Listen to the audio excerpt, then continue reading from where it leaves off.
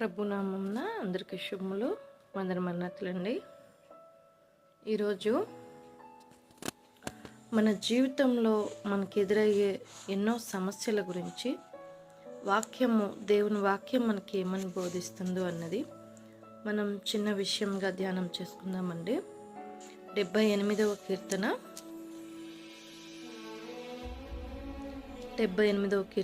19-20 వచనాలు. 18, 19, 20 చదువుదాం. వారు తమ ఆశ కొలది ఆహారం నడుగుచు తమ హృదయములలో దేవుని శోధించిరి.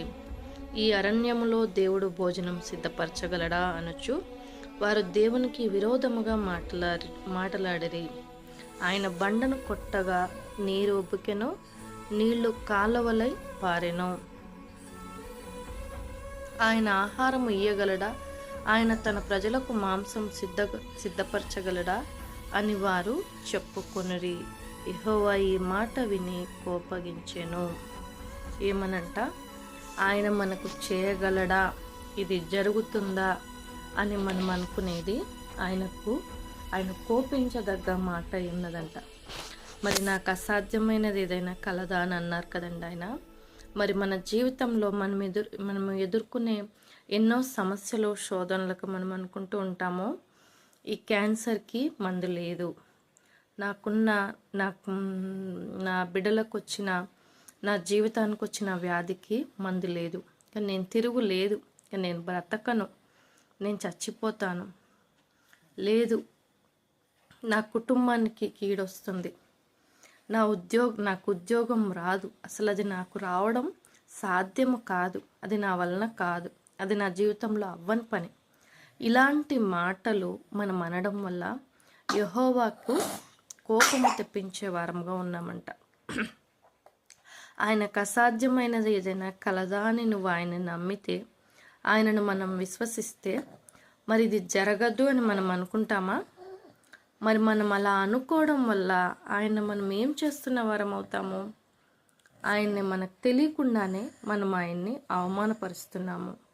అది మనం గ్రహించగలుగుతున్నామా? ఖచ్చితంగా గ్రహించుకోవాలి. నువ్వు నీ జీవితంలో దేవుని ఇష్టప్రకారం కాకపోయినా కొన్ని దేవుని ఇష్టప్రకారంగా నువ్వు ఆయనను అడిగినప్పుడు, దేవా ఇదిగో నా కుటుంబం మీదకి కీడుంది, ఇదిగో నేను తీర్చలేని సమస్య నా ముందుంది, నాకు పరిష్కారం కానిది నా ముందుంది, నీవే దీనికి యజమానివి, ఈ సమస్యను తీర్చగలవాడవు నీవే అని మనం నమ్మి విశ్వసించి మన జీవితంలో మనం ముందుకెళ్ళగలిగితే ఖచ్చితంగా ఇది అవ్వదు. ఒక విషయం అన్నమాట అండి.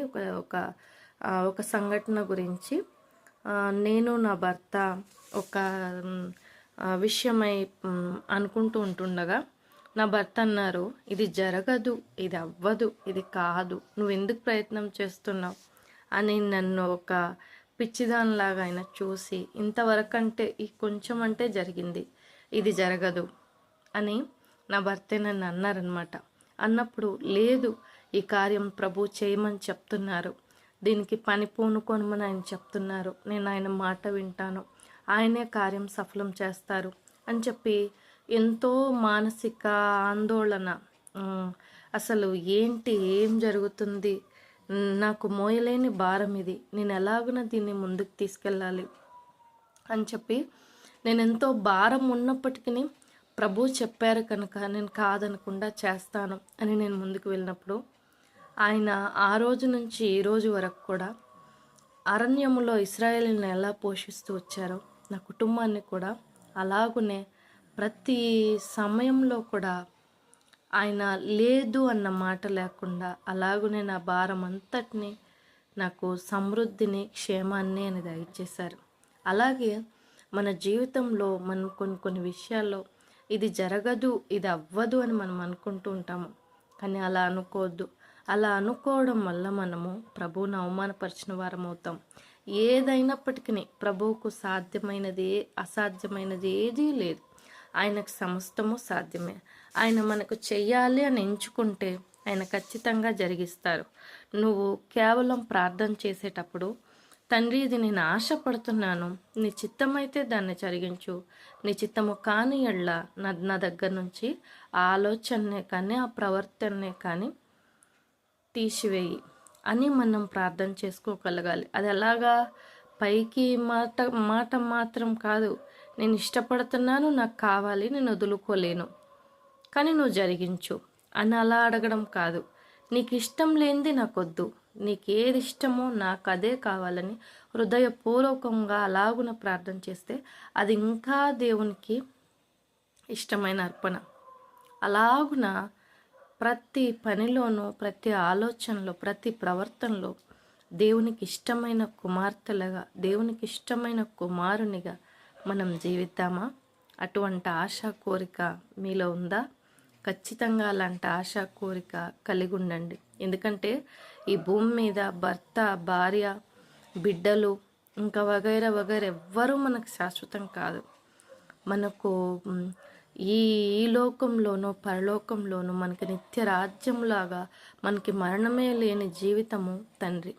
కనుక ఆయన్ని హత్తుకొని మనం జీవిద్దాము, ఆయన ప్రేమలో మనము నిలబడి ఉందాము. Praise the lord. May God bless you all.